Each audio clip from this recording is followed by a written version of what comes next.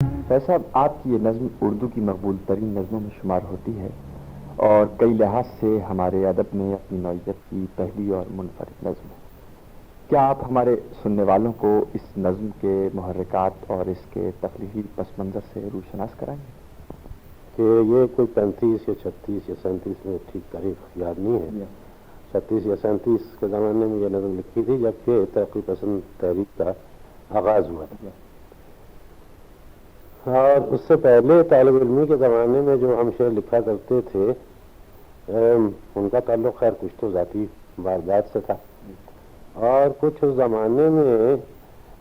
رواج جو تھا نوجوانوں میں وہ رومانوی اور ادب برائے ادب کا جو مقصد فکر تھا، کچھ اس سے زیادہ اس کا تاثر زیادہ تھا ہم لوگوں پہ،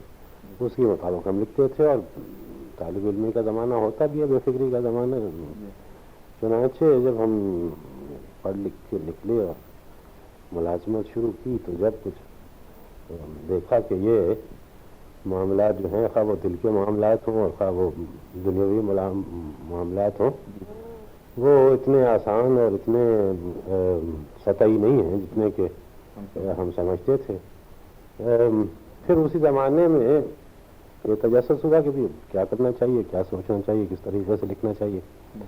انہی دنوں میں یہ تحریک شروع ہوئی، ترقی پسند تحریک، جس کے خیر کئی پہلو تھے، لیکن بنیادی پہلو میں سمجھتا ہوں یہی تھا کہ اپنی انفرادیت کی بجائے اجتماعیت کا جو تجربہ ہے اس کو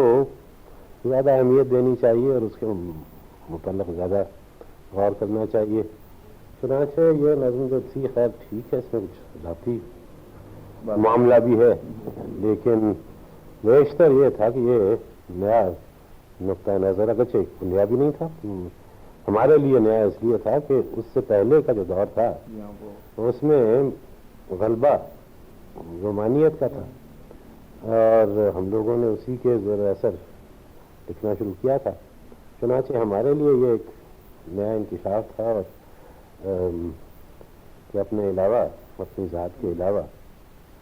جو باقی دنیا ہے، جو باقی مخلوق ہے، اس پہ کیا بیت رہی ہے، اس کو شیئر کرنے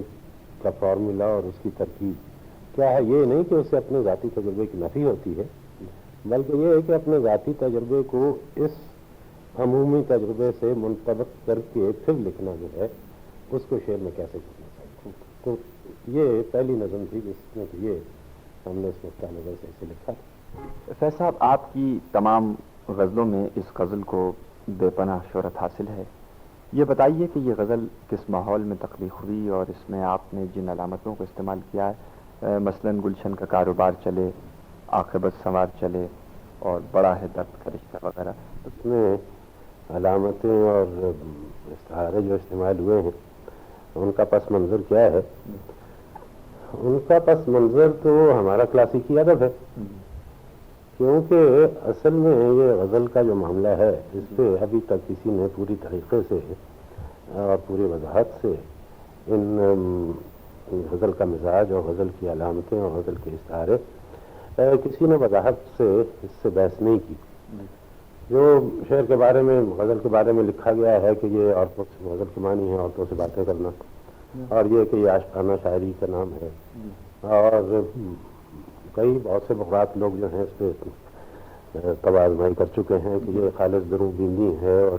اس میں محض اپنا جو ہے دل کا حال بتایا جاتا ہے۔ یہ سب باتیں میرے نظر میں صحیح نہیں ہیں۔ میری رائے میں غزل کی تخلیق اس وجہ سے ہوئی تھی، یہ بہت سی باتیں جو کہ قصیدے میں نہیں کہی جا سکتی تھیں، اس لیے کہ قصیدہ اور مثنوی تو ایک طریقے سے براہ راست اظہار کا ذریعہ ہے، تو بہت سی باتیں جو کہ براہ راست طریقے سے نہیں کہی جا سکتی تھیں، صرف رمز و اشارے میں کہی جا سکتی تھیں، اور وہ باتیں ظاہر ہے وہی باتیں تھیں جن پہ کہ معاشرے پہ یا معاشرے کے اداروں پہ سے بے اطمینانی کا اظہار مقصود تھا۔ اس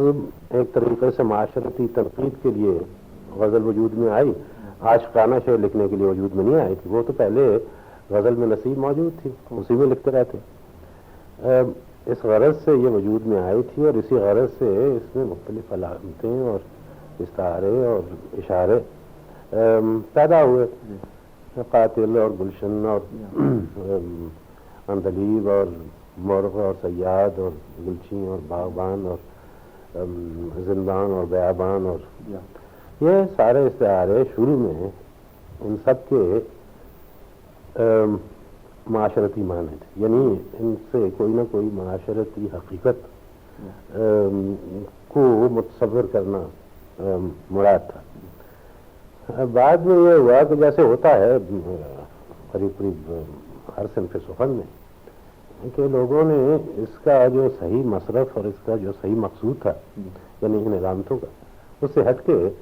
ان کو بجائے خود ایک مقصود بنا لیا اور انہی سے مضامین پیدا کرنے شروع کیے جن کا کہ زندگی سے کوئی تعلق نہیں تھا. یہ چنانچہ مضمون آفرینی بجائے خود ایک شعر کی قدر قرار پائی. اور مضمون آفرینی کے معنی یہی تھے کہ ایک مقررہ مضمون کو لے کے سامنے رکھ کے اس کے جتنے پہلو ہیں اس میں وہ باقی کھال اتاری جائے. اور نتیجہ یہ ہوا کہ وہ شاعری کا بہت سا حصہ بالکل بے مقصد اور بیکار ہو گیا. چنانچہ زمانے میں پھر دوبارہ کوشش کی ہے اور ہم سے بڑے لوگوں نے بھی، ہم نے چھوٹے طریقے سے کوشش کی کہ یہ علامتیں جو ہیں ان کو دوبارہ ان میں جان ڈالی جائے اور ان کے جو عمومی اور مقصدی اور معاشرتی پہلو ہیں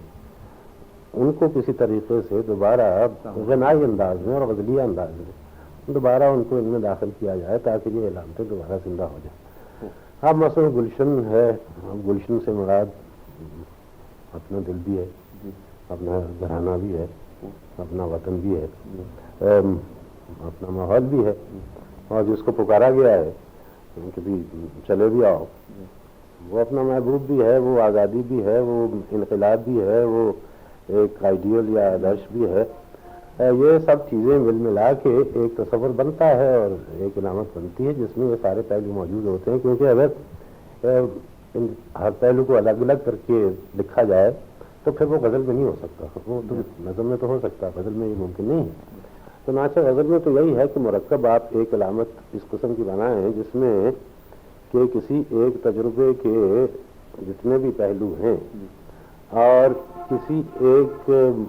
چیز کے، کسی ایک مخصوص شے کے جتنے بھی مختلف مظاہر ہیں وہ سب آپ ایک علامت میں اس کو لا سکیں.